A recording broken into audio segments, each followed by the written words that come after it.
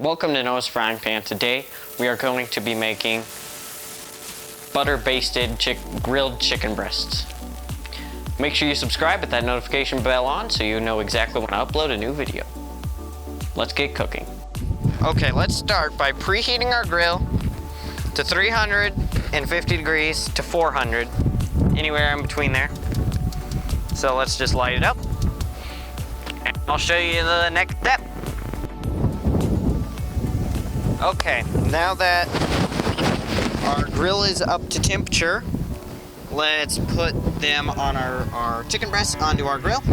So just take our chicken breast and we're going to put it on the grill like this.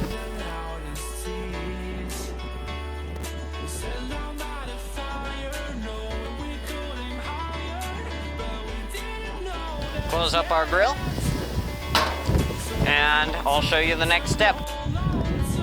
Okay, so now let's just throw on, we'll throw on our salt, our Mrs. Dash, and our pepper onto our chicken breasts individually, and cook them for 5 to 7 minutes after that, and then I'll show you the next step after that.